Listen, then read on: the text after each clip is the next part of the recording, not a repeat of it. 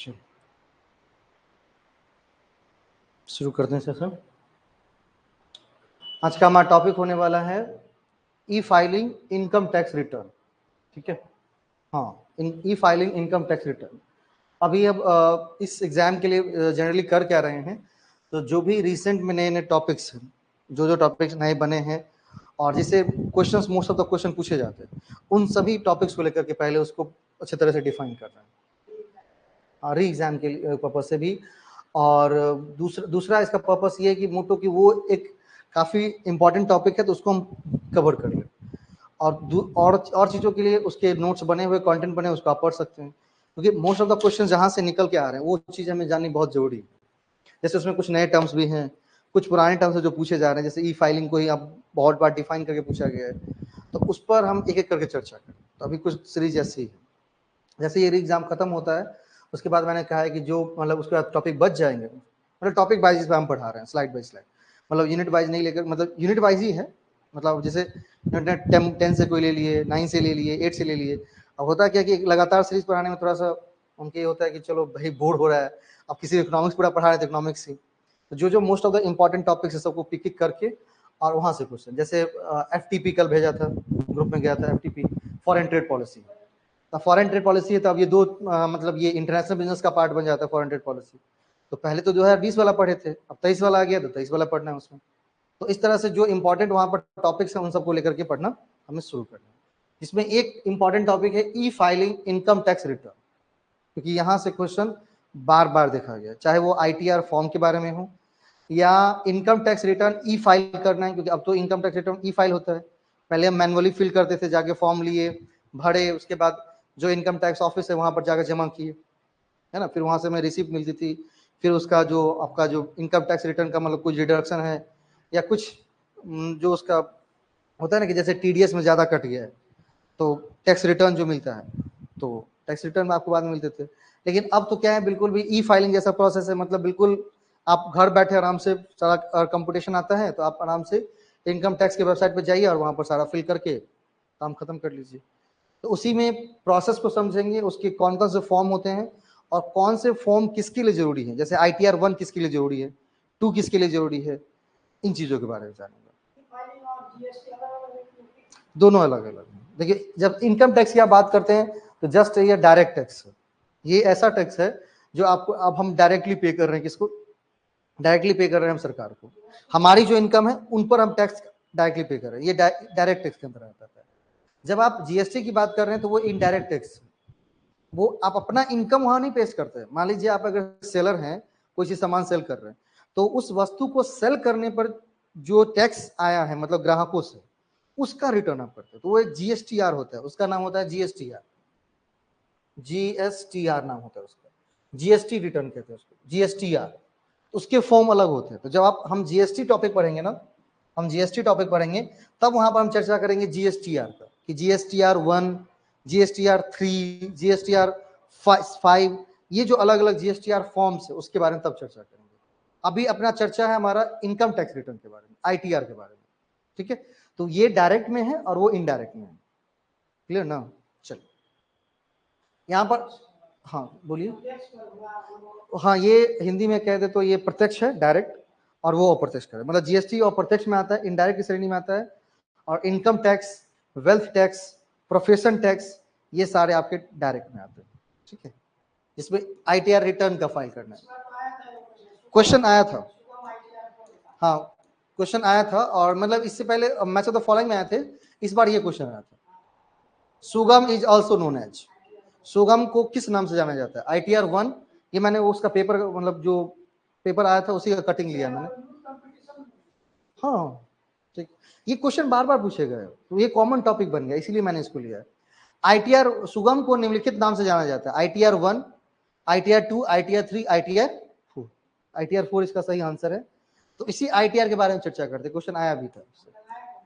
चलिए बहुत बढ़िया है, देखते हैं इसका प्रोसेस, है ना। आज चर्चा हमारी किस पर है? इनकम टैक्स रिटर्न पर चर्चा है। लेकिन इनकम टैक्स रिटर्न के साथ साथ अभी जो नया स्लैब रेट आया है, नया जो स्लैब रेट आया है ना, स्लैब रेट जानते हैं ना, कि कितने इनकम वालों को कितना टैक्स पे करना है। उसको कहते हैं स्लैब, इनकम टैक्स स्लैब कहते हैं। तो इस लेक्चर में हम इनकम टैक्स स्लैब की भी चर्चा करेंगे, ठीक है। मतलब टैक्स रिटर्न की चर्चा नहीं करनी है, टैक्स रिटर्न के साथ साथ फॉर्म की चर्चा करनी है, और फॉर्म के साथ साथ हम चर्चा कर रहे हैं कि स्लैब क्या है इनकम का, किस इनकम के स्लैब में कितना टैक्स लगेगा, ये भी अपने को चर्चा करनी है, ठीक है। चलिए, तो बने रहेंगे पूरे लेक्चर में। नहीं, लेक्चर 1 में एक लेक्चर में बात की है मैंने इंटरनेशनल ट्रेड थ्योरी की, मतलब जो जून 2024 में क्वेश्चन पूछे गए हैं उन टॉपिक्स को मैंने हाईलाइट किया है, ठीक है। इंटरनेशनल ट्रेड थ्योरी की चर्चा की है। लेक्चर नंबर 1 में एक लेक्चर में चर्चा की है अकाउंटिंग कंसेप्ट की चर्चा की है, वहां से भी क्वेश्चन आया था। एक लेक्चर में चर्चा की हमने टाइप्स ऑफ बैंकिंग की चर्चा की है, वहां से भी क्वेश्चन आया था। एक लेक्चर में चर्चा की है कल ही लीज फाइनेंसिंग की। हाँ, सारा लेक्चर रिकॉर्ड है, जो मतलब ये कुछ 5, 6, 7 लेक्चर जो मतलब टॉपिक वाइज जो आप देख रहे हैं, ये थी इसलिए कि मतलब जो कुछ यूट्यूब पे उसको डाला जाए, इसलिए, क्योंकि अब अलग से हमको टाइमिंग लेकर रिकॉर्ड करने का समय नहीं है, इसलिए तो एक ही साथ उसको रिकॉर्ड करके वहां पर डाला जाता है। तो इसलिए कुछ टॉपिक्स को लेकर के पढ़ा दिया जाए कि कैसे पढ़ाते हैं, है ना। चलिए, सबसे पहला चीज नेसेसरी डॉक्यूमेंट्स की चर्चा है ना। क्वेश्चन किसी भी तरीके से वो आईटीआर फाइलिंग से बना सकता है। तो सबसे पहले जो मैंने हेडिंग बनाया वो बनाया necessary documents of income tax return, कि मतलब अगर इन आईटी रिटर्न आप भर रहे हैं तो उस समय में कौन कौन से ऐसे डॉक्यूमेंट्स हैं जो कि मैंडेटरी है टैक्स रिटर्न भरने के लिए। तो सबसे पहला जो है आपका क्या चाहिए, पैन और आधार चाहिए, ठीक है। सभी व्यक्तियों का पैन आधार चाहिए। कोई अगर सैलरीड पर्सन है या नॉन सैलरीड पर्सन, मतलब किसी को सैलरी के थ्रू इनकम आ रहा है या सैलरी के थ्रू इनकम नहीं आ रहा है, चाहे कोई भी हो, ये एक बेसिक चीज है, पैन और आधार। नहीं कि उस व्यक्ति का पैन कार्ड होना चाहिए, उस व्यक्ति का आधार कार्ड होना चाहिए।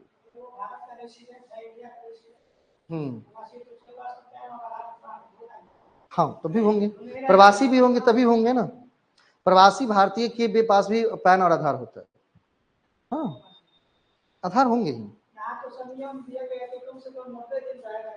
नहीं, वो आईटीआर रिटर्न के हिसाब से कि वो से रेसिडेंशियल माना जाएगा, वो रेसिडेंशियल स्टेटस जब हम पढ़ते हैं तो वहां पर चर्चा होती है कि वो मतलब इस वित्तीय वर्ष में क्या उसे हम रेसिडेंशियल मानेंगे या नॉन रेजिडेंट मानेंगे, है ना।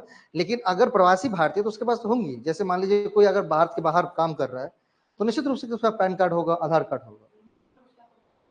नहीं, आधार और पैन तो मैंडेटरी है ना, अगर भारतीय है तो उसको तो बनेंगे ही, क्योंकि नॉर्मली भी कोई अगर जाएगा जॉब करने के लिए बाहर तो 18 साल के बाद ही जाएगा, उससे पहले तो नहीं जाएगा।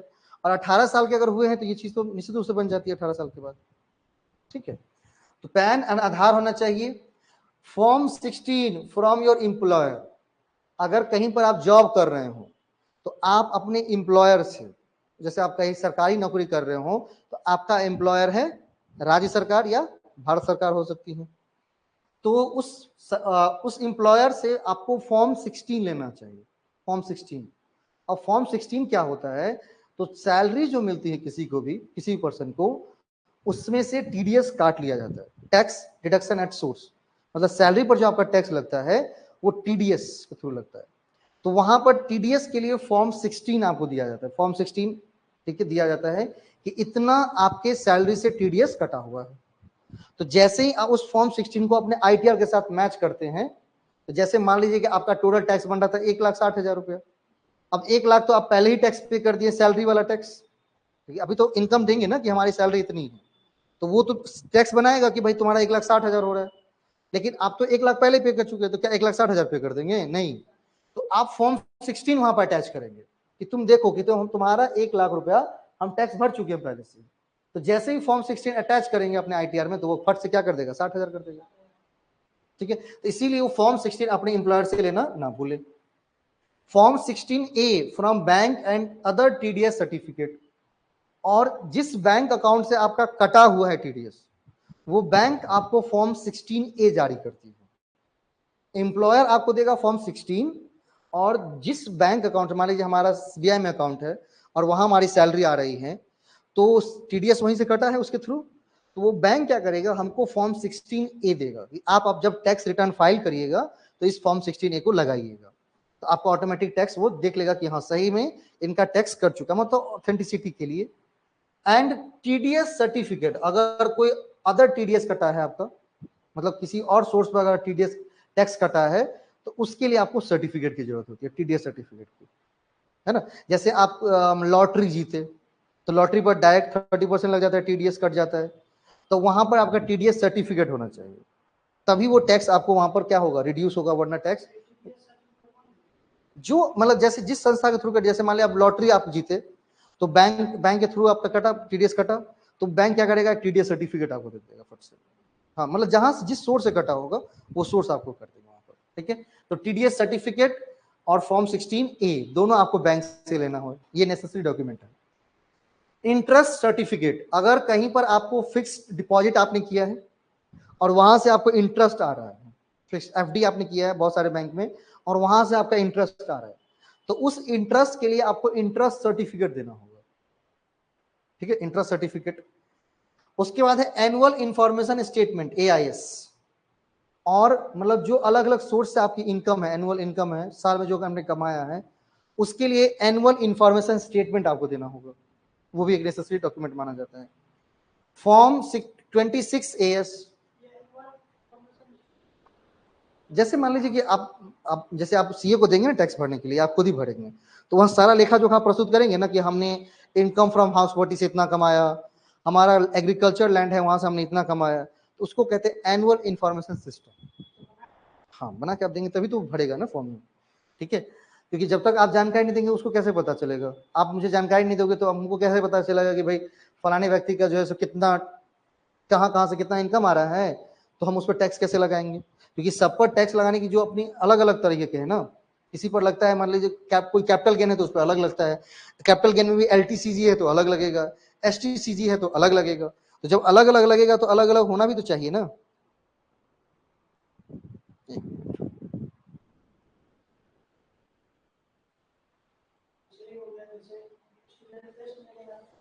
हाँ, टीचर को पैसा पता चलेगा रिजल्ट कैसे, तो आप जब तक एनुअल इंफॉर्मेशन आप क्या करोगे, स्टेटमेंट हमें नहीं दोगे तब तक हमें पता ही नहीं चलेगा, ये चीज है। फॉर्म 26AS, ठीक है, ये जारी कर देना होता है, नहीं 26AS फॉर्म का नाम है, ये वो स्टैंडर्ड नहीं, ये फॉर्म 26AS, ठीक है, ये इनकम टैक्स का फॉर्म है, ठीक है, वो फॉर्म आपको देना, जैसे फॉर्म 16 है, 16A है, इसी तरह से इसका भी। हाँ, नेसेसरी डॉक्यूमेंट क्या क्या है, इसीलिए मैंने लिखा। देखिए, अपने हिसाब से मुझे जितने लगे हैं, बिल्कुल डीपली रिसर्च, मैं हमेशा कहता हूँ कि आप मेरे कोई भी एक नोट उठा के देखो, कोई भी एक पीडीएफ, और उसमें देखो कि उससे रिलेटेड कौन सी चीज नहीं है, ये मत देखो कौन सी चीज है, कौन सी चीज नहीं है, मुझे जो भी आयाम लगा सबसे आयाम से मैंने उठा के दिया, क्योंकि क्वेश्चंस क्या बनेंगे आई डोंट नो अबाउट, तो हम जितने चीज को कवर कर सकते हैं, मान लीजिए अगर एक ही टॉपिक पर है तो उसके जितने आयाम है उन सबको अगर घेर ले, तो मान लीजिए इस टॉपिक से क्वेश्चन आया और वो भी जो इंपॉर्टेंट टॉपिक है वो तो आएगा ही आएगा, तो हाँ। अब जैसे इस बार मान लीजिए आईटीआर फॉर्म पूछा गया, तो अगला बार हो सकता है कि निम्नलिखित में से जो नेसेसरी डॉक्यूमेंट्स है उसको चूज करिए, तो जब नेसेसरी डॉक्यूमेंट की चर्चा आप किए हो या आपको पता हो तब तो आप करेंगे ना उसमें। अगली है कैपिटल गेन्स, एक आधा था, नहीं तो वो अलग अलग फॉर्म अलग अलग तरीके से चेंज कर सकते हैं। हाँ, अब जैसे आईटीआर फॉर्म तो चेंज नहीं होगा, अगर वो फैक्ट पूछ रहा है तो फैक्ट तो एक ही जैसे होंगे ना, ये होगा, कभी कभार ऐसे एक आधा क्वेश्चन ऊपर से, हाँ, एक आधा क्वेश्चन रिपीट हो जाते, एक आधा, ये नहीं कि 100 में 100 क्वेश्चन रिपीट, ऐसा कुछ ना, एक आधा 2 4 5 कभी हो जाते हैं इस तरह से। अगली है tax saving investment and expenditure proofs, जो भी आप चाहते हैं कि इसके लिए हमें रिबेट मिले, जो टैक्स सेविंग इन्वेस्टमेंट आपने किया, जैसे मैंने आपने एलआईसी में पैसा लगाया है, तो क्या है ना कि डिडक्शन मिल जाएगा आपको 1.5 लाख तक का, तो उस टैक्स सेविंग इन्वेस्टमेंट का एक्सपेंडिचर का आपको प्रूफ दिखाना पड़ेगा। आपने मान लीजिए होम लोन लिया है तो वो आप इंटरेस्ट दे रहे हैं, तो उसके लिए आप प्रूफ तो दिखाना पड़ेगा ना कि हाँ ये प्रूफ है हमारा, इस बेसिस पर हमको ये टैक्स रिबेट मिल जाए, तो वो डॉक्यूमेंट भी चाहिए।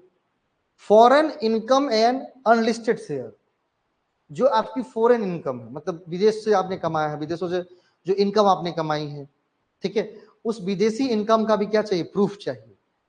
और जो आपकी शेयर अनलिस्टेड है, दो तरह के शेयर होते हैं, एक होता है लिस्टेड शेयर जो मतलब हमारे नेशनल स्टॉक एक्सचेंज में लिस्टेड है। तो जैसे ही आपका पैन कार्ड वहां पर पड़ता है तो आप वो बता देता है कि फलाने व्यक्ति ने इतना शेयर नेशनल स्टॉक एक्सचेंज से खरीदा है। तो जितने भी लिस्टेड शेयर होती हैं ऑटोमेटिक आ जाती हैं आपके पेन से, लेकिन जो अनलिस्टेड शेयर आपने खरीदा है उसका रिकॉर्ड नहीं होता है, उसका रिकॉर्ड आपको दिखाना पड़ेगा।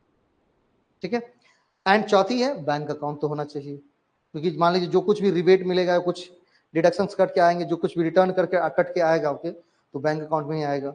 साथ ही जो आप टैक्स पे करेंगे वो बैंक अकाउंट के ही पे करेंगे, क्योंकि अब ये तो ई फाइलिंग है, आप तो नोट गिनती करके नहीं देंगे, आप बैंक अकाउंट देंगे, वो डिडक्शन करके काट करके उसको भेज देंगे। जैसे मान लीजिए आपकी 1 लाख टैक्स बनती है, तो 1 लाख तो आप पे नहीं करने जाएंगे, नहीं, आप बैंक अकाउंट दे देते हैं, बैंक अकाउंट क्या करता है, बैंक अकाउंट से उतना डिडक्ट कर लेगा।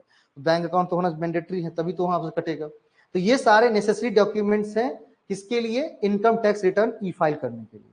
कौन कौन सा, pan and Aadhaar, form 16 from your employer, form 16A from banks and other TDS certificate, interest certificate, annual information statement, form 26AS, capital gains का सर्टिफिकेट चाहिए, कैपिटल गेन्स का प्रूफ चाहिए, tax saving investment and expenditure proof चाहिए, foreign income और unlisted share का proof चाहिए, और bank account होना चाहिए। मतलब ये 10 चीजें होंगी, तभी हम बैठेंगे कुर्सी लगा करके कि अब हमको इनकम टैक्स क्या करना है, ई रिटर्न फाइल करना शुरू करना है। चलिए यहां तक आ गए। अब आप चलेंगे सबसे पहले, आप सबसे पहले कहां जाएंगे, तो फर्स्ट स्टेप हमारा होगा कि हम इनकम टैक्स डिपार्टमेंट का जो ऑफिशियल वेबसाइट है वहां जाएं, और वहां जाने के बाद सबसे पहला जो हमारा प्रोसेस होगा, हाँ ये स्टेप में क्वेश्चन है इसमें, अरेंज करने के लिए सबसे पहले क्या करेंगे, सबसे पहले आप अपने आप को रजिस्टर्ड करेंगे। तो पहला जो हमारा यहाँ पर काम होगा वो काम क्या होगा, register yourself on an ITR portal. मतलब इनकम टैक्स रिटर्न का जो पोर्टल है, जो वेबसाइट है, उस पर अपने आप को क्या करना, रजिस्टर्ड करना। रजिस्टर्ड कर लेंगे। रजिस्टर्ड करने के बाद सेकेंड स्टेप जो है वो है select the relevant ITR form. अब वहां पर सेलेक्ट करेंगे आप ITR फॉर्म को कि कौन सा ITR फॉर्म हमारे लिए है और हमको फिल करना है। ठीक है। जब ITR फॉर्म सेलेक्ट कर लिए तब थर्ड प्रोसेस आएगा ये वाला हमारा फॉर्म फिलिंग। अब आप फॉर्म को फिल करेंगे, उसमें जो जो जानकारी चाहिए उस सभी जानकारी को आप क्या करेंगे, फिल करेंगे। चौथी चीज है एक्नॉलेजमेंट एंड वेरिफिकेशन। जब कभी भी नॉर्मल फॉर्म भी आप भरे तो हमेशा मैं कहता हूं कि आप पेमेंट करने से पहले एक बार प्रीव्यू जरूर चेक करिए, जिसको आप एक्नॉलेजमेंट कह सकते हैं, प्रीव्यू कह सकते हैं। तो एक्नॉलेजमेंट को डाउनलोड करिए और मैं कहता हूं उसको प्रिंट करिए। बहुत सारे आदमी क्या करते हैं, फॉर्म भरे, प्रीव्यू पढ़ेंगे नहीं, सीधा पैसा मार के छोड़ देंगे। लास्ट में क्या होता है, कुछ और गलती। अब उस टाइम गलती को सुधारना बड़ा मुश्किल हो जाता है। अगर एडिटिंग का टाइम देगा तो होगा, नहीं होगा तो नहीं होगा। लेकिन अगर मान लीजिए कि अगर आप फॉर्म भर रहे हैं, 500 रुपया 1000 रुपया खर्च कर रहे हैं, अपनी पूरी जीवन का फॉर्म भर रहे हैं ना, मान लीजिए NTA का कोई फॉर्म भर रहा है तो पूरा जीवन है उसका, लाइफ अपना। मान लीजिएगा आपको पता चला हमारा JRF तो हो गया, लेकिन आपके कुछ नाम में ही ऐसे प्रॉब्लम्स हैं, फादर्स नेम में प्रॉब्लम है, तो वेरिफिकेशन में कट कर देगा। हमेशा कहते हैं कि देखिए 2-3 चीजें बहुत बेसिक चीज है, आपके आधार, आपका पैन, और आपकी जितनी भी डिग्रियां हैं, चाहे वो 10th की हो, 12th की हो, ग्रेजुएशन की हो, मास्टर्स की हो, सब पर फादर्स नेम, मदर्स नेम और आपका अपना नाम एक जैसा होना चाहिए।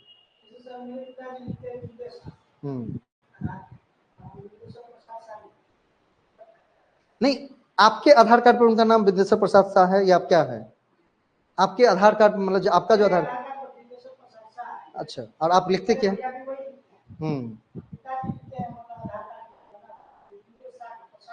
नहीं उनको कोई प्रॉब्लम नहीं। आपका देखिए, आपका अपना सारा मैच होना चाहिए, फादर से कोई रिलेटेड नहीं। आपके आधार, आपका पैन, आपका आधार, आपका पैन, आपका सब कुछ एक जैसा होना चाहिए। अगर उसमें आप फादर्स नेम में वीरेंद्र प्रसाद शाह लिखते हैं तो एक ही जैसा लिखा होना चाहिए। अब उसमें होता क्या, प्रॉब्लम क्या करती है, वो कोई लिखा कभी एक सर्टिफिकेट में लिखा है विंदेश्वर शाह, किसी विंदेश्वर प्रसाद शाह, तो उसमें क्रॉस वेरीफाई में दिक्कत हो जाती है वहां पर। ठीक है, हाँ उसमें कोई समस्या नहीं। हमारे फादर से या आपके फादर से किसी भी संस्था को कोई लेना देना नहीं है, उनको लेना देना है हमसे। हमसे लेना देना है, इनका मतलब कि उन आपके नाम, आपके फादर्स का जो नाम है या आपकी जो मम्मी का नाम जहां पर लिखा हुआ है वो सभी जगह सेम है या नहीं, सेम है, बस हो गया, टेंशन फ्री है। तो वो जरूर चेक कर लीजिए, ठीक है। और जब भी फॉर्म भरते तो उसका एक प्रीव्यू निकालिए। तो वही चीज कहता है एक्नॉलेजमेंट एंड वेरिफिकेशन। आप एक्नॉलेजमेंट को डाउनलोड करते, उसको एक्नॉलेजमेंट कहा जाता है आईटीआर के भाषा में, और नॉर्मल भाषा में कहेंगे किसी फॉर्म को भरने के बाद तो उसको कहते हैं प्रीव्यू। प्रीव्यू का मतलब होता है पहले व्यू कर लीजिए, प्री व्यू। व्यू करने से पहले मतलब जागे जाने से पहले प्री कर लीजिए, व्यू कर लीजिए, इसीलिए उसको कहते हैं प्रीव्यू। जैसे हम लाइव जाते हैं कभी कभी तो क्या रहता है कि पहले से पता रहता है कि हाँ 4 बजे लाइव जाना है, हाँ तो प्रीव्यू उसको कर लीजिए, उसके बाद सबमिट करिए। तो क्या करना है, एक्नॉलेजमेंट को डाउनलोड करना है, उसका वेरिफिकेशन करना है कि उसमें जो हमने जानकारी शेयर की है उसके साथ क्या वो जानकारी सही में सही है या नहीं, पहले वो चीज चेक कर लीजिए। जब ये चीज चेक हो जाए तब आपको क्या करना है, टैक्स रिफंड। तब आप क्या करिए, फॉर्म को सबमिट कर दीजिए, उसके बाद टैक्स रिफंड जो भी आना होगा आपको रिफंड में आ जाएगा। ये मोटा मोटा प्रोसेस है। इसी को हमने थोड़ा सा और डिफाइन किया है कि अगर इस तरह से प्रोसेस ना पूछकर प्रोसेस इस तरह से पूछे तो ये करना है, उसी को मैंने लिखा। सबसे पहले किसको रजिस्टर करना है अपने आप को, फिर क्या करना है, लॉगिन करना है। लॉगिन करने के बाद downloading utility and preparing return, मतलब फॉर्म को डाउनलोड करना यूटिलिटी को, और जो रिटर्न को प्रिपेयर कर लेना है वहां पर। ई फाइलिंग इनकम टैक्स रिटर्न, अब उसमें ई फाइल कर देना है। फिर क्या करना है, वेरिफिकेशन करना है, ठीक है। वेरिफिकेशन के बाद हमारा सबमिट होगा। तो ये पांचों प्रोसेस जिस तरह से हैं उसी तरह से होंगे, 1 2 3 4 5 में जैसे हैं उसी तरह से होंगे, क्योंकि एक सीक्वेंस है। कोई चीज ना ऊपर जाएगा ना ही कोई चीज नीचे आएगा। अगर ऊपर नीचे हुआ तो मार्क्स में ऊपर नीचे हो जाएंगे। हाँ, इसी को वो कहता है सीक्वेंस से सजाने के लिए। तो पहला आपको नाम देना है रजिस्टर। लॉगिन से पहले रजिस्टर होता है। रजिस्टर करने का मतलब देखते होंगे कि अगर किसी साइट पर आप पहली बार जाते हैं तो अपने आप को वहां पर रजिस्टर करना होता है, ना कि लॉगिन करना होता है। हाँ, लोग लॉगिन कहते हैं, पहले रजिस्टर होता है। हाँ, अगर मैं पहले से ही फॉर्म भर रहा हूँ, या मान लीजिए मैं पहले से ही फेसबुक चलाता हूँ, तो मान लीजिए फेसबुक मैं खोलूंगा तो मुझे लॉगिन करना होगा। लेकिन मैं पहली बार अगर कर रहा हूँ तो रजिस्टर करना होगा। मतलब सामान्यतः यही करेंगे ना। तो सामान्यतः चीजों को लेकर चलनी चाहिए। आप ये नहीं कहेंगे हम तो इनकम टैक्स रिटर्न फाइल करते हैं सीधा लॉगिन कर देते। लॉगिन आपने जब पहली बार गए होंगे, पहली बार जो फाइल किया होगा तो पहले रजिस्टर किया होगा तब लॉगिन किया होगा। तो पहले क्या आएंगी, रजिस्टर आएंगी, फिर लॉगिन आएंगी, फिर downloading utility and prepare return आएगा, और ई फाइलिंग इनकम टैक्स रिटर्न आएगा, फिर वेरिफिकेशन आएगा। हाँ, दूसरी बार तो आप लॉगिन से करना शुरू करेंगे। और दूसरी बात तो ये भी होता है ना कि बहुत सारे जो उसमें आइटम फील्ड रहते हैं पहले से, जैसे आपका address, phone number, email ID, नाम, फादर्स नेम, ये उसमें पहले से फिट रहते हैं। हाँ, इनकम वाला कॉलम खाली रहता है तो उसमें इनकम डालना होता है, क्योंकि पता नहीं ना कि भाई हो सकता है कि इस बार सैलरी आपकी हाइक हो गई हो, आप इनकम फ्रॉम हाउस प्रॉपर्टी से ज्यादा कमाए हो, तो इनकम वाला कॉलम खाली रहता है। बाकी जो सामान्य कॉलम है, जनरल कॉलम है, वो भरे रहते हैं उसमें, ठीक है। और इसको जैसे है वैसे ही। अब यहां पर इनकम टैक्स रिटर्न में फॉर्म की जानकारी, कि कौन से फॉर्म को क्या कहते हैं और वो किसके लिए जरूरी है, ये चीज जानना बहुत इंपॉर्टेंट है।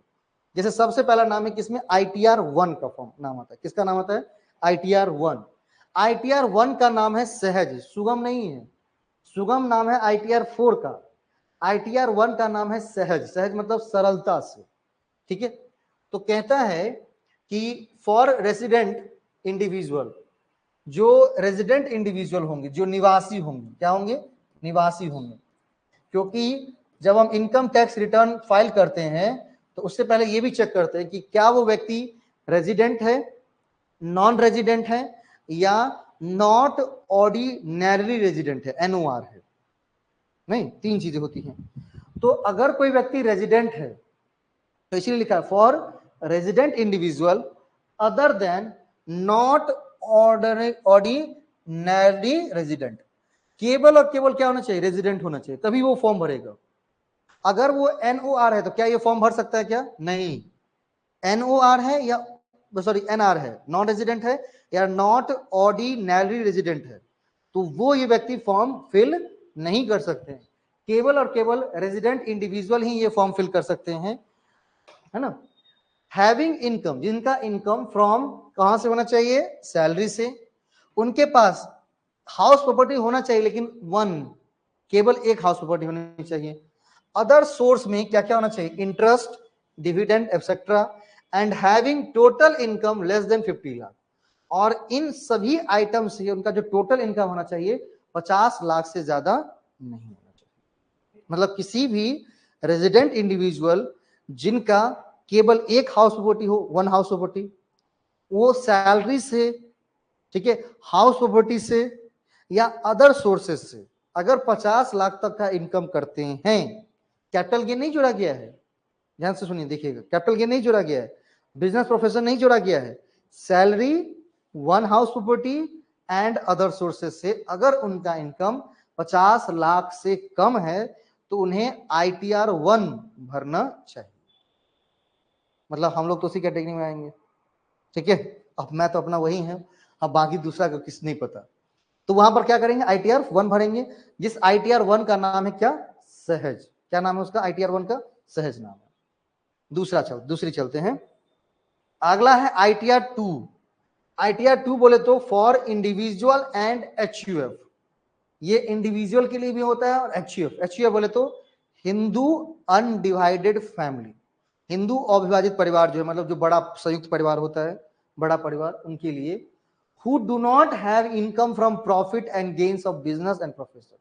मतलब जिस किसी इंडिविजुअल या HUF का बिजनेस और प्रोफेशन से कोई इनकम नहीं है, उन्हें क्या भरने की जरूरत है, ITR 2 भरने की जरूरत है। क्या भरने की जरूरत है, ITR 2 भरने की जरूरत है।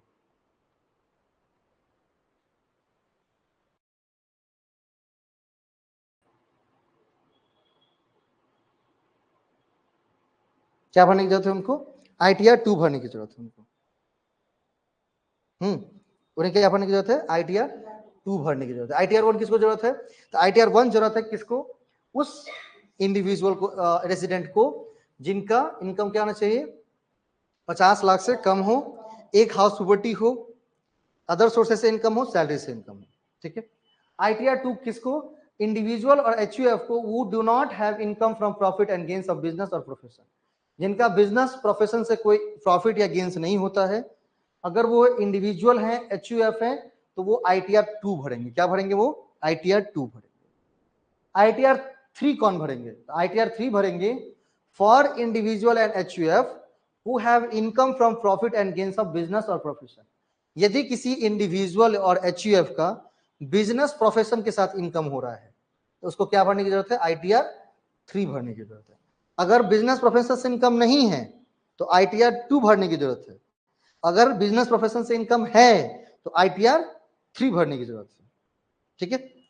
ITR 4 कौन भरेगा, for presumptive income from business and profession, जिनका बिजनेस एंड प्रोफेशन से प्रिजम्पटिव इनकम होता है, मतलब मोटा मोटा उनको इनकम पता है कितना इनकम हमको होना है, तो वो ITR 4 भरते हैं, जिनका नाम है सुगम, ठीक है। ITR 1 का नाम है सहज। ITR 5 कौन भरते हैं, तो ITR 5 भरते हैं other than individual, HUF, company and person filing form ITR 7। मतलब individual, HUF, company and person filing from ITR 7 other than, मतलब इंडिविजुअल, HUF, कंपनी और पर्सन जो कि ITR 7 भरते हैं, उन सबको छोड़कर जो भी लोग आएंगे कहां पर आएंगे, ITR 5 में आएंगे। ITR 6 कौन भरते हैं, तो companies who do not claim exemption under section 11, मतलब ऐसी कंपनी जो कि सेक्शन 11 के अंतर्गत एग्जम्पशन क्लेम नहीं करती है, वो कौन सा फॉर्म भरेंगी, ITR 6 भरेंगी। कौन सी भरेंगी, ITR 6 भरेंगी। ITR 7 है, ITR 7 कौन भरेगा, for those who are required to submit return under following section 139 subsection 4A, मतलब वो व्यक्ति जो अपना इनकम टैक्स रिटर्न जो है सेक्शन 139 सबसेक्शन 4A के अंतर्गत भरते हो, अपना income tax return section 139 subsection 4B के अंतर्गत भरते हो, सेक्शन 139 सबसेक्शन 4C के अंतर्गत भरते हो, सेक्शन 139 सबसेक्शन 4D के अंतर्गत भरते हो, सेक्शन 139 सबसेक्शन 4 ई के अंतर्गत भरते हो और सेक्शन 139 सबसेक्शन 4 एफ के अंतर्गत भरते हो। मतलब ये कह सकते हैं कि वो व्यक्ति जो अपना इनकम टैक्स रिटर्न जो है सेक्शन 139 सेक्शन 4A से नहीं 4F के अंतर्गत अपना इनकम टैक्स भरते हो, उन्हें जरूरत किसकी है? ITR 7 की जरूरत है। ठीक है, और जो वह इंडिविजुअल जो ITR 7 नहीं भरता है, मतलब जो यहाँ पर ITR हमारा 6 में था ना कि 5 में था, ITR 5 में, कि वो इंडिविजुअल नहीं होना चाहिए, HUF नहीं होना चाहिए, कंपनी नहीं होना चाहिए, और वैसे पर्सन नहीं होने चाहिए जो ITR 7 भरते हो, तो वो क्या फॉर्म भरेंगे? ITR 5 भरेंगे। तो ये जनरल जो फॉर्म्स होते हैं, जो पार्टनरशिप फॉर्म्स होती हैं, वो सारे भरते क्या? ITR 5 भरते हैं। ठीक है, ITR 6 वो कंपनियां भरती हैं जो एग्जम्पशन सेक्शन ए के अंतर्गत नहीं, मतलब जो एग्जम्पशन जो है सेक्शन 11 में जो एग्जम्पशन लिखा हुआ उसको क्लेम नहीं करेंगे। अगर वो क्लेम करेंगी तो फिर वो ITR 6 नहीं भरेंगी, क्या भरेंगी? ITR 7 भरेंगी। ठीक है, ITR 7 भरेंगी, क्योंकि ITR 5 तो भर नहीं सकती हैं, तो ITR वो 7 भरती है। ठीक है, तो ये रहा कि कौन व्यक्ति कौन सा ITR फॉर्म भरेगी। तो जब आप जिसके लिए फॉर्म भर रहे हो, जैसे मान लीजिए अपने लिए भर रहे हो, तो फिर ये देख लेना है कि हमारा बिजनेस इनकम है या नहीं। अगर हमारा बिजनेस इनकम है, बिजनेस से कोई इनकम है, तो हम ITR 3 भरेंगे। ठीक है, अगर बिजनेस इनकम नहीं है तो ITR 2 भरेंगे। ठीक है, ITR 1 कब भरेंगे? तो हम रेजिडेंट होनी चाहिए पहले तो, और रेजिडेंट में भी 2-3 कंडीशन है कि आपका इनकम 50 लाख से ज्यादा नहीं होना चाहिए, आपकी एक से ज्यादा हाउस प्रॉपर्टी नहीं होनी चाहिए, आपका इनकम सैलरी और अदर सोर्सेस से आना चाहिए, और वो भी 50 लाख से कम, तभी आप ITR 1 भरेंगे, नहीं तो ITR 2 में जाना पड़ेगा। लेकिन ITR 2 में तभी जाओगे जब आपका बिजनेस प्रोफेशन से इनकम नहीं होना चाहिए। अगर बिजनेस प्रोफेशन से इनकम है, एक से ज्यादा हाउस प्रॉपर्टी है, तो आप ITR 3 में आएंगे। ठीक है, ITR 4 में आएंगे कि ऐसा बिजनेस प्रोफेशन जिनका प्रिजम्पटिव इनकम होता है। ठीक है, वो ITR 4 में आता है। ITR 5 में कौन आता है? तो ITR 5 में वैसे व्यक्ति आते हैं जो ना तो इंडिविजुअल हो, ना वो HUF हो, ना वो कंपनी हो, ना वो ऐसे पर्सन हो जो ITR 7 भरते हो, वो ITR 5 में आएंगे। तो जनरली फॉर्म आती है, पार्टनरशिप फॉर्म जो आती है उसी में आती है। अगली जो है वो ITR 6 है, तो वो कंपनी जो अब सेक्शन 11 के अंतर्गत जो एग्जम्पशन दिया गया है कंपनी के लिए, वो अगर क्लेम नहीं करती हैं, तो फिर वो आप क्या कर सकती हैं? ITR 6 फिल कर सकती हैं, नहीं तो ITR 7 में उनको जाना पड़ेगा। ठीक है, तो ये ITR फॉर्म की चर्चा थी। क्लियर है यहां तक? हाँ, यहां पर एक चीज थोड़ी सी मिस हो गई, मुझे थोड़ा सा इसमें और ऐड करना चाहिए था, लेकिन हो सकता है कि मैंने दिया हो, ऐड नहीं किया उन्होंने स्लाइड बनाते वक्त। ठीक है, मैंने वैसे दिया था कि 139 सबसेक्शन 4A किसके लिए है, क्योंकि कोई बड़ी बात नहीं है कि अगली बार वो मैच ऑफ द फॉलोइंग में क्वेश्चन बनाए और इधर का जितना सेक्शन है उसका सबको डाल दे। 139 4A क्या कहता है, 139 4B क्या कहता है, 139 4C क्या कहता है, 139 4D क्या कहता है, 139 4E क्या कहता है, 139 4F क्या कहता है। मतलब A से लेकर के F तक के 6 हैं, तो मान लीजिए कोई 4 पूछ लिया गया उसमें से 139 सेक्शन का। तो ये एक होमवर्क है आपके लिए, आप सर्च करके अपनी कॉपी पर लिखिएगा, मुझे दिखाइएगा। हाँ, 4A से लेकर 4F तक ये आपके लिए होमवर्क है। जो नोट्स में नहीं हो पाए वो आप आराम सर्च करिए, बाकी मुझे मिलेगा तो मैं भी भेज दूंगा, लेकिन पहले बारी आपकी है, उसके बाद आपको नहीं मिला तो मैं भेज दूंगा, कोई दिक्कत नहीं। ठीक है, कि 139 4A के अंतर्गत क्या कहा गया है, 139 4B के अंतर्गत किस चीज की चर्चा की गई है, 139 4C के अंतर्गत किस चीज की चर्चा की गई है, 139 4D के अंतर्गत किस चीज की चर्चा की गई है, 139 4E में क्या है, 4F में क्या है। ठीक है, बस इस तरह से लिखना है, उसके आगे लिख लीजिएगा नोट्स में, नहीं और 1-2 दिन मैं देखता हूं भाई, जो दिखा दिए ठीक है, नहीं तो मैं भेज दूंगा अपना। ठीक, उसके बाद लिख लेना। चलिए, अब है कैटेगरी ऑफ टैक्स पेयर, किस व्यक्ति को कब टैक्स पे करना होता है, उनका ड्यू डेट क्या होता है, ये भी इंपॉर्टेंट एक चीज है कि कौन से टैक्स पेयर का ड्यू डेट क्या होता है, ये चीज जानना। तो अगर कोई सैलरीड इंडिविजुअल है, मतलब ऐसा इंडिविजुअल जिनको सैलरी से इनकम आता है, तो उनके लिए जो ड्यू डेट होती है वो कब होती है? 31 जुलाई 2024, अभी का डेट मैंने लिखा है 2024 तक उनका लास्ट डेट है, तो आज जाकर के फॉर्म कर लीजिए, ITR भर लीजिए। अगर कोई पार्टनरशिप फॉर्म है जिसको ऑडिट की रिक्वायरमेंट नहीं है, मतलब ऑडिट नहीं करवाता है वो, तो वो भी अपना ITR जो है 31 जुलाई 2024 से पहले भर लें, नहीं तो क्या लगेगा, पेनल्टी लगता है। क्या पेनल्टी लगता है ये भी बताएंगे। इंडिविजुअल या HUF जिनको ऑडिट की जरूरत नहीं है वो लोग भी 31 जुलाई 2024 से पहले ITR फॉर्म भर लें।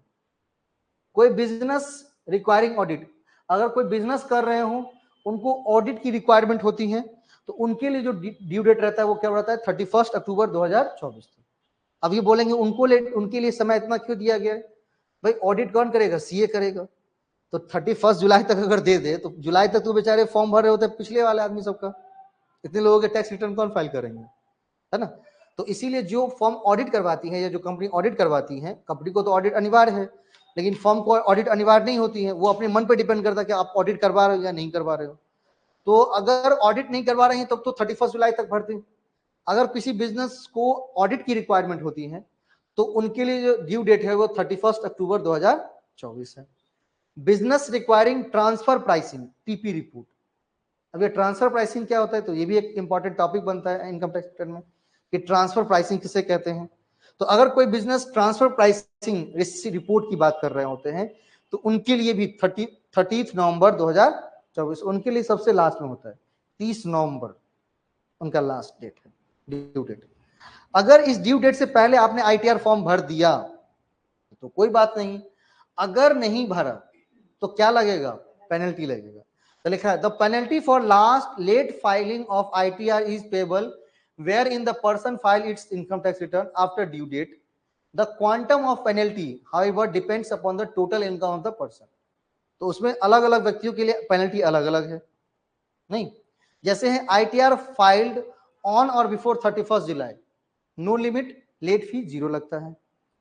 अगर ITR आप फाइल कर रहे हो 1 अगस्त से लेकर 31 दिसंबर के बीच में तो थ्रेशोल्ड लिमिट जो है वो 25 लाख है, लेट फी क्या हो जाएगा, 0। मतलब अगर किसी की इनकम, हाँ थ्रेशोल्ड लिमिट का यहाँ मतलब है, मैं समझाता हूँ थ्रेशोल्ड लिमिट का मतलब, अगर मतलब मान लीजिए हमारी इनकम 2.5 लाख तक ही है, हाँ मतलब 2.5 लाख है मेरी इनकम जो है 2.5 लाख तक, जहां तक टैक्स फ्री है, मान लीजिए 2.5 लाख तक हमारी इनकम है जहां तक टैक्स फ्री है, लेकिन तब भी हम लेट फाइल करते हैं ITR, तो हमको जो लेट फाइन 0 लगेगा, मतलब कोई लेट फाइन लगेगा नहीं, ठीक है। लेकिन अगर थ्रेशोल्ड लिमिट 2.5 लाख से 5 लाख तक है और यदि हम 1 अगस्त से 31 दिसंबर के बीच में कुछ पे कर रहे हैं, क्योंकि 31 जुलाई तो लास्ट डेट होता है, दिसंबर के बाद आप कर नहीं सकते, दिसंबर तक 1 अगस्त से 31 दिसंबर तक ही होगा लेट फाइल होगा, लेकिन लेट फाइल के लिए आपको क्या करना पड़ेगा, पेनल्टी देना पड़ेगा। तो पेनल्टी जो है वो कितना है, 1,000 रुपया, अगर आपकी इनकम 2.5 लाख से कितने हैं, 5 लाख के बीच में है तो। लेकिन किसी व्यक्ति की इनकम 5 लाख से ज्यादा है, अब वो 1 करोड़ क्यों ना हो, उससे कोई फर्क नहीं पड़ता, ठीक है। तो उनके लिए जो है कितना है, लेट फाइन 5,000 रुपये, बात समझे, नहीं पे करना पड़ेगा जितना आपका टैक्स बनेगा। मान लीजिए आपका टैक्स बना 2 लाख रुपए, तो आपको पे करना पड़ेगा 2,05,000, वहां पर लिख देगा लेट फाइन, ठीक है, या पेनल्टी 1,000 रुपए। तो मतलब अगर आप मतलब 31 जुलाई तक पे करते तो कोई बात ही नहीं है, हाँ 31 जुलाई के बाद भी करते हैं दिसंबर तक, क्योंकि 31 दिसंबर के बाद आप 31 दिसंबर 2024 के बाद कभी भी आप ITR फाइल नहीं कर पाएंगे इस साल के लिए, फिर वो बंद कर देता है वहां पर लिमिट। पहले थी कि हाँ 2 साल का हाँ वेबसाइट से हटा देता है वो, पहले था कि हाँ साल 2 साल का पीछे वाला रहता था कि आप भर लीजिए, अब नहीं रहता है, क्योंकि सरकार ने भी सोचने लगा कि जब भी, क्योंकि ITR के देखिए वैसे तो लोग जो सैलरी वाले हैं भर ही देते हैं, नॉर्मल लोग ITR इसलिए भरते हैं कि भाई हम कहीं जगह प्रूफ दिखा सके, तो जैसी जरूरत होगी तो फटाफट फाइल करवा लेते हैं, तो इसीलिए सरकार ने उस चीज को पहले से पहले खत्म कर दिया। वो तो कट के ही आता है उसका, उनका देखिए जो भी सैलरीड पर्सन है उनका TDS कट के ही आता है, नहीं जितना सैलरी पर टैक्स बनना चाहिए वो कट ही के आता है, लेकिन तब भी उनको टैक्स रिटर्न इसलिए फाइल करना है कि मान लीजिए कुछ उनकी कहीं अलग सोर्स से इनकम हो, तो मान लीजिए अलग सोर्स से इनकम नहीं है उनकी, मान लेते हैं, तब भी इसलिए जरूरत है कि तब आपको दिखाना तो पड़ेगा ना कि वो टैक्स कटा है, रिटर्न नहीं भरा है आपने। रिटर्न भरने का मतलब कि आप पूरी फाइलिंग के साथ, पूरे परफॉर्मा के साथ उसको दिखाते।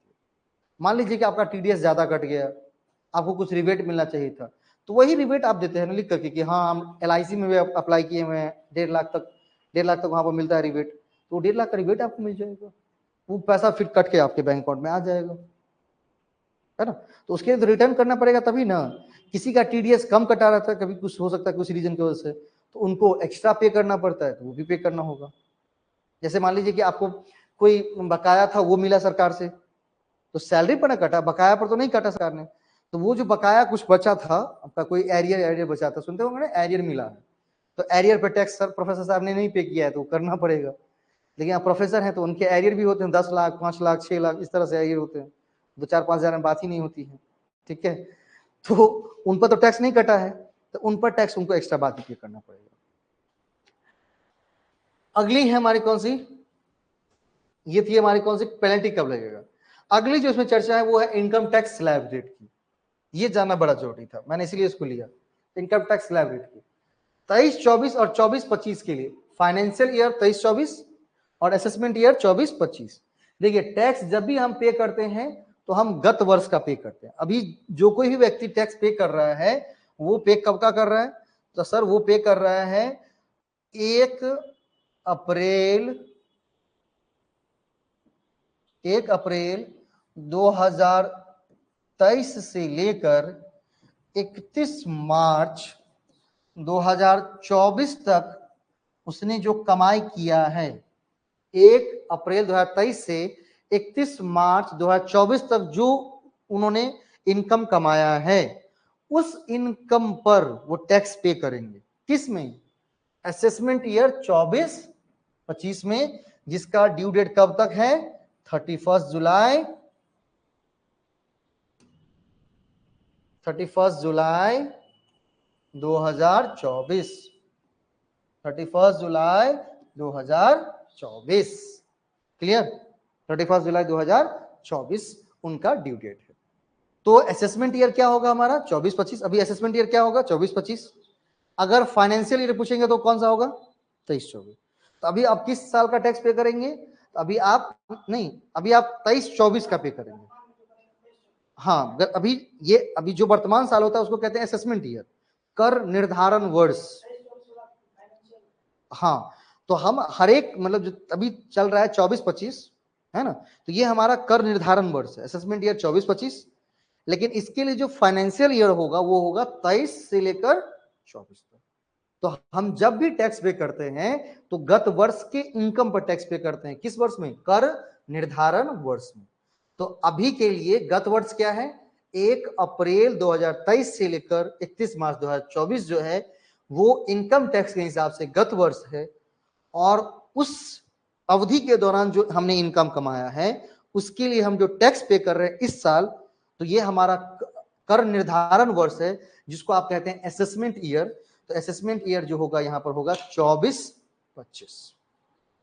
क्लियर, पूरी बात समझ में आई ना, चलिए ठीक है। तो यहां जो इनकम टैक्स का स्लैब जो दिया गया वो किसके लिए दिया गया है, फाइनेंशियल ईयर 23-24 के लिए और असेसमेंट ईयर 24-25 के लिए, ठीक है। क्योंकि इनकम टैक्स स्लैब में बड़ा कंफ्यूजन रहता है, इसलिए मैंने सोचा इसको क्लियर आउट कर दिया जाए, ठीक है। ये है न्यू टैक्स रिजाइम और ये है ओल्ड टैक्स रिजाइम, ठीक है। अभी 2 रिजाइम चलती है, टैक्स की कौन सी रिजाइम चलती है, 2 रिजाइम चलती है, एक है ओल्ड टैक्स रिजाइम और एक है न्यू टैक्स रिजाइम। बात समझ में आया। अब उसके लिए क्या होती है, 3 कैटेगरी बनती है। जो न्यू टैक्स रिजाइम है वो सबके लिए एक ही है, चाहे आप नॉर्मल हो, न्यू टैक्स रिजाइम जो है सबके लिए एक जैसा दिखाया गया है। ओल्ड टैक्स रिजाइम में सबकी अलग अलग बातें कही गई हैं। तो अगर अप टू 2.5 लाख किसी व्यक्ति का इनकम 2.5 लाख है तो नेक्स्ट न्यू टैक्स रिजाइम के हिसाब से उनका जो टैक्स होगा 1 भी रुपया टैक्स नहीं लगेगा, 1 भी रुपया उन पर टैक्स जो है नहीं लगेगा, ठीक है। जबकि ओल्ड टैक्स रिजाइम बात करेंगे, पुराने वाले टैक्स रिजाइम में, मतलब इससे पहले पिछले साल जो था उसमें अगर 60 साल के हैं तो उनके लिए भी नील है, 60 से लेकर 80 साल तक के कोई हैं तो उनके लिए भी नील है, और 80 से ज्यादा हैं तो उनके लिए भी क्या है, नील है। 60 से 80 साल उसको सामान्य कहा जाता है, इनको क्या कहा जाता है, वरिष्ठ कहा जाता है, और 80 साल प्लस क्या आता है, अति वरिष्ठ कहा जाता है। अगर किसी व्यक्ति का इनकम 2.5 लाख से 3 लाख है तो न्यू टैक्स के हिसाब से टैक्स नहीं लगेगा, नहीं 3 लाख के यहां पर टैक्स नहीं लगेगा। अगर ओल्ड टैक्स रिजाइम की बात करेंगे तो वहां पर 60 साल वाले को 5% लगेगा, 60 से 80 वाले को नहीं लगेगा और 80 वाले को भी नहीं। कहां तक? 2.5 लाख से 3 लाख तक की बात होती है। 3 लाख से कहां तक? 5 लाख तक। तो इसको भी न्यू टैक्स रिजाइम के हिसाब से सबको 5% लगेगा, ओल्ड टैक्स रिजाइम के हिसाब से 5%, उसमें भी 5%, उसमें नहीं। मतलब देखेंगे कि 5 लाख तक पुराने टैक्स स्लैब के हिसाब से 80 साल तक, 80 साल के जो हैं या 80 साल से ज्यादा हैं, अति वरिष्ठ नागरिक को 5 लाख तक कोई भी टैक्स नहीं लगता। ठीक है, कोई भी टैक्स उन्हें नहीं लगता है। अगर इसके हिसाब से देखेंगे तो भाई 3 लाख तक टैक्स उन्हें नहीं लगता है। ठीक है, 2.5 लाख से 5 लाख तक 5% लग ही जाता है उनको। अगली है कहां से? 5 लाख से 6 लाख। तो न्यू टैक्स के हिसाब से कितना लगेगा? 5 लाख लगेगा। और ओल्ड टैक्स रिजाइन के साथ 60 साल के अगर होंगे तो उनको कितना लगेगा? 20%, 20%, 20%। 6 लाख से 9 लाख तक 10%, 20%, 20% और 20%। फिर 9 लाख से 10 लाख तक 15%, 20%, 20%, 20%। फिर उसके बाद 10 लाख से 12 लाख तक 15%, उधर 30%, 30% और 30%। 12 लाख से 15 लाख तक यहाँ पे 20% है, वहां पर 30%, 30%, 30%। एबव 15 लाख 30%, 30%, 30%। सबको सेम लगेगा। ठीक है, तो ये न्यू टैक्स रिजाइम है और ओल्ड टैक्स रिजाइम है। अब कहते हैं कि भाई हम क्या फॉलो करेंगे, ओल्ड टैक्स रिजाइम फॉलो करेंगे या न्यू टैक्स रिजाइम फॉलो करेंगे? तो इसके लिए इनकम टैक्स डिपार्टमेंट कहता है कि अगर आप न्यू टैक्स रिजाइम फॉलो करते हैं तो आपको कुछ ऐसे डिडक्शन है जो आपको नहीं मिलेंगे। अगर आप ओल्ड टैक्स रिजाइम फॉलो करते हैं तो वो डिडक्शन आपको मिलेंगे। तो हमारा जो मेन मुद्दा है इनकम टैक्स पढ़ने का वो है कि अगर ओल्ड टैक्स रिजाइम फॉलो करेंगे तब क्या होने वाला है, न्यू टैक्स रिजाइम फॉलो करेंगे तब क्या होने वाला है। यही चीज जानना बड़ा इंपॉर्टेंट है इस साल के लिए। ठीक है, कि ओल्ड टैक्स रिजाइम में कौन कौन से रिबेट हमें नहीं मिलेंगे, नहीं सॉरी न्यू टैक्स रिजाइम में जो कि ओल्ड टैक्स रिजाइम में हमें मिलते हैं, दोनों में क्या अंतर है। क्वेश्चन वहां से उठाएगा वो कि भाई ओल्ड टैक्स रिजाइम में हमें कौन सा ऐसा डिडक्शन मिलता था जो कि न्यू टैक्स रिजाइम के हिसाब से नहीं मिलेगा। अब इस चीज को चेक करने के लिए हम आपको ले चलते हैं इनकम टैक्स डिपार्टमेंट के जो वेबसाइट है ऑफिशियल, वहां ले चलते हैं आपको, वहां दिखाते हैं कि वहां क्या चीज मेंशन किया गया है। तो सीधा ले चलते हैं ITR 1 पर। ITR 1 नहीं, ITR, ठीक है, इनकम टैक्स आ गए, यहां तक आ गए हम, ये है ना। अगर कोई पहली बार आएगा तो रजिस्टर करेगा फिर लॉगिन करेगा ना वहां पर। अब यहां पर इंडिविजुअल HUF के लिए देखते हैं। ठीक है, business profession, Hindu identified family, यहाँ पर एक सर्च करें, यहाँ पर आकर यहाँ पर लिखिए टैक्स स्लैब, टैक्स स्लैब।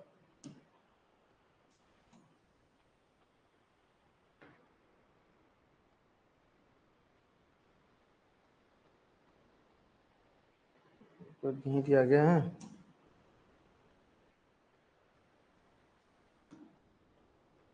तो हम ढूंढे तो मिल गया था।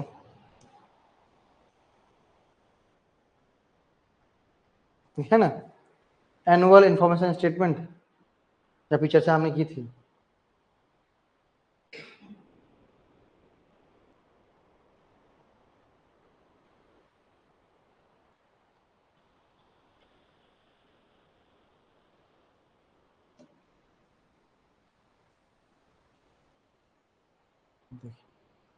What is annual information statement? लिखा है ना, annual information statement is comprehensive view of information for a taxpayer displayed in form 26 AS.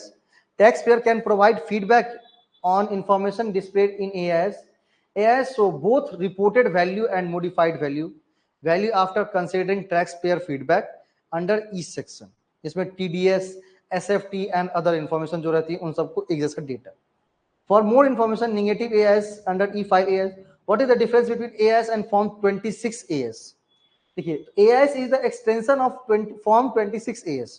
मतलब Form 26 जो AIS पढ़ा था हमने, उसी का एक्सटेंडेड फॉर्म कौन है? AIS है। जब TDS और TCS काटा जाता है तो आपको Form 26 AIS दिया जाता है कि आपका TDS इसलिए काटा है, TCS हमने इसलिए काटा है। ठीक है। सैलरी पर जो टीडीएस करती है उसके लिए फॉर्म 16 मिलता है।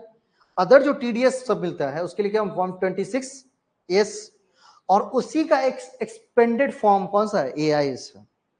पता चल गया ना। हाँ,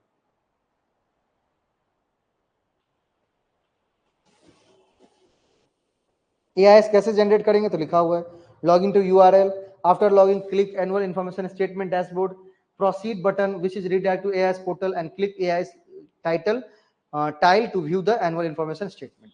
वहां से आप एआईएस वहां से डाउनलोड कर सकते हैं। हाँ, मतलब आपका पैन कार्ड वहां पर देंगे, सारा चीज वहां से आपको मिल जाएगा, क्योंकि कभी भी टीसीएस टीडीएस काटा जाता है तो पैन लिया ही जाता है। हम इनकम टैक्स स्लैब देख रहे थे ना।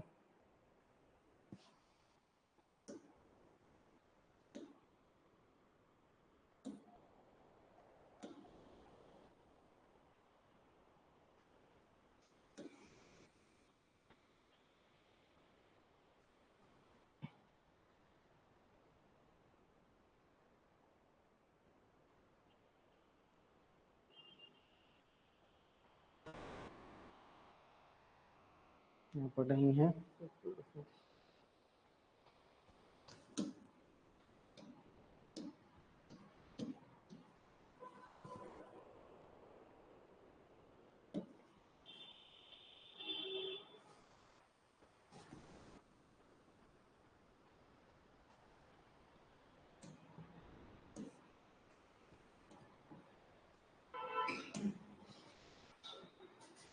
यहाँ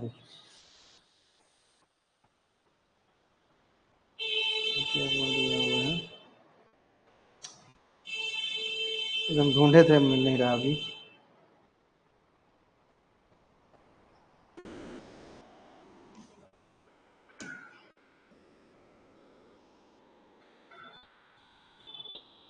यहाँ दिया हुआ,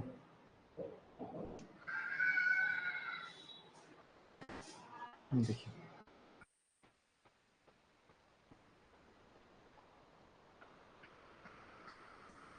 लिखा है ना, latest income tax slab rate 24-25। तो जो व्यक्ति अगर डिडक्शन और एग्जाम्पशन क्लेम करेंगे, है ना, उनके लिए टैक्स स्लैब जो होगा ये होगा, वो इस टैक्स स्लैब को फॉलो करेंगे। अगर वो व्यक्ति डिडक्शन और एग्जाम्पशन क्लेम करना चाहते हैं तो, अगर वो डिडक्शन और एग्जाम्पशन क्लेम नहीं कर सकते, अगर वो ये टैक्स फॉलो करेंगे तो।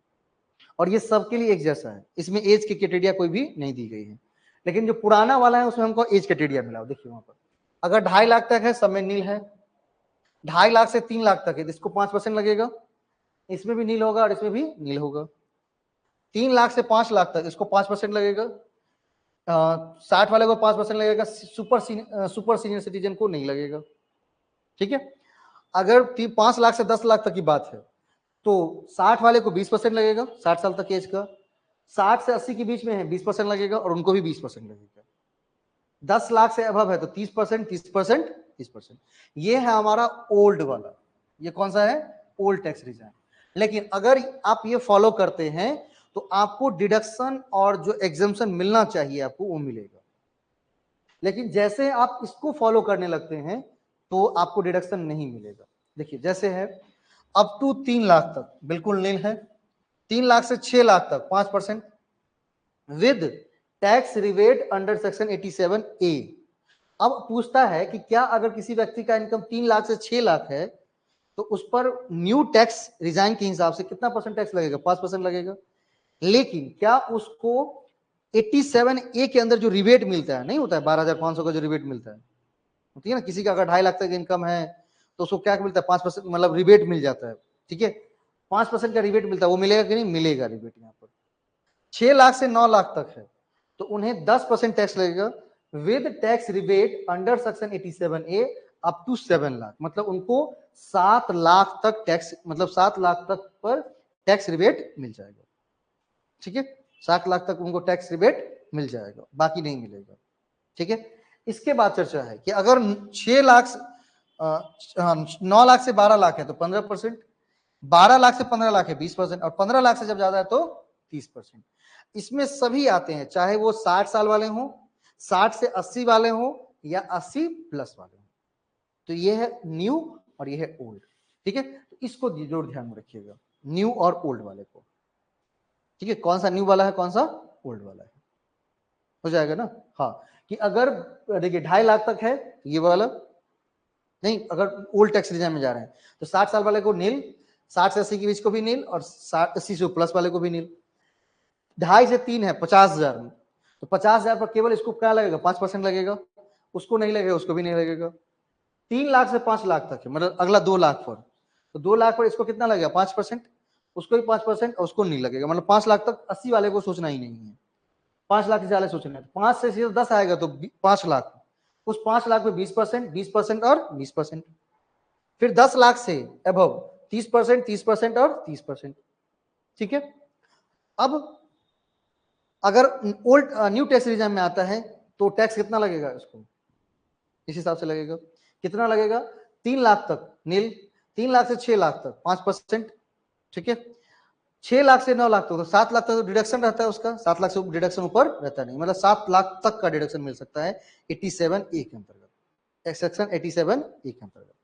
अब करना क्या है आपको, होमवर्क लिख लीजिए, किसी व्यक्ति का इनकम जो है वो है 16 लाख रुपए, किसी व्यक्ति का इनकम कितना है 16 लाख रुपए है। हाँ, किसी व्यक्ति का इनकम कितना है 16 लाख रुपया है, तो उस व्यक्ति को कितना टैक्स पे करना होगा, ठीक है, ओल्ड टैक्स रिजाइम के हिसाब से और न्यू टैक्स रिजाइम के हिसाब से निकाल लेंगे ना, टेबल है ही। उस व्यक्ति का इनकम 16 लाख है, अब तीनों कैटेगरी में जाना है, 60 वाला होगा तब क्या होगा, 60 से 80 वाला होगा तब क्या होगा, और 80 प्लस वाला होगा तब क्या होगा। देखिए इनकम सेम रहेगी कितनी 16 लाख। फिर अगर वो न्यू टैक्स रिजाइम के हिसाब से लेगा तो कितना टैक्स लगेगा, अगर किसी व्यक्ति का अगर इनकम 16 लाख है तो ओल्ड टैक्स रिजाइम के हिसाब से तीनों कैटेगरी में कितना टैक्स लगेगा, और न्यू टैक्स रिजाइम के हिसाब से कितना टैक्स लगेगा, ये कैलकुलेट करना हो जाएगा ना, वो होमवर्क है। हाँ, कोशिश करिए, नहीं होता कल मैं इसी पर चर्चा करता हूँ नॉर्मल, कि कम से कम टैक्स कैलकुलेट करना आपको आना चाहिए। मान लीजिए पूरा इनकम टैक्स पढ़ लिए और टैक्स कैलकुलेट हमें नहीं करना आता है ढंग से, तो फिर प्रॉब्लम है वहां पर, ठीक है। तो जस्ट मुझे इनकम टैक्स कैलकुलेट करना पहले आना चाहिए, कितना टैक्स उस पर लगेगा, ठीक है। हाँ, अब उसके बाद हम फिर चर्चा करेंगे उसमें रिबेट कितना मिलना चाहिए, सरचार्ज क्या लगेगा, तो कल मैं सिखाऊंगा पहले टैक्स कितना लगेगा, उसमें हम कोई भी रिबेट की बात नहीं करेंगे, कोई सरचार्ज की बात तब तक हम नहीं करेंगे। हम बात हम उसके बाद चर्चा करेंगे किसकी, रिबेट 87A के अंतर्गत जो है वो है कितना है, रिबेट 87A के अंतर्गत जो है वो कितना है। इसके बाद हम चर्चा करेंगे कि भाई उसमें सरचार्ज क्या लगना चाहिए, है ना, सरचार्ज लगेगा या नहीं लगेगा, नहीं सेस लगेगा कि नहीं लगेगा, टैक्स के बाद सेस भी लगता है ना, एजुकेशन सेस, सेस भी लगता है, तो सेस कितना % लगेगा, और फिर उस हिसाब से उनको टैक्स कितना पे करना पड़ेगा। तो कल दो चीजों की चर्चा कि 16 लाख पर कितना टैक्स बनेगा और उनको टैक्स कितना पे करना है।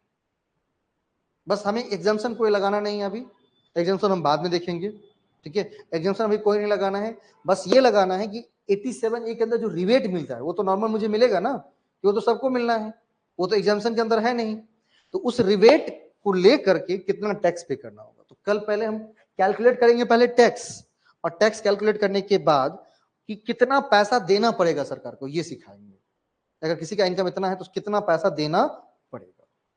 तो इसीलिए मैंने 16 लाख लिखा है ताकि इस लिमिट से भी ज्यादा हो जाए, क्योंकि लिमिट से ज्यादा रहेगा तब ना पूरा देख पाएंगे, लिमिट से ज्यादा रहेगा तो आप छोटा तो आपने कैलकुलेट कर लेना है। तो जब कल हम पूरा सिखा देंगे फिर 2 मिलेगा, एक छोटा इनकम मिलेगा, एक बड़ा इनकम मिलेगा, एक बीच वाला इनकम मिलेगा, 3 इनकम मिलेंगे, फिर 3 इनकम की तरफ से टैक्स पे करना है। भाई मान लें हम असिस्टेंट प्रोफेसर की तैयारी कर रहे हैं, निश्चित बात है ना, और नेट के प्रिपरेशन कर रहे हैं, तो मुझे इतना पता होना चाहिए कि टैक्स कैलकुलेट कैसे करेंगे। तो पहले मैं बड़े इनकम पर सिखाता हूँ और फिर 3 इनकम में दूंगा, एक इनकम दूंगा इस दोनों के बीच में, एक इनकम दूंगा इस दोनों के बीच में, और एक इनकम दूंगा इससे अबव वाला, ताकि आपको तीनों इनकम पर पता हो किस हिसाब से करना है। ये चीजें कल करेंगे, ठीक है।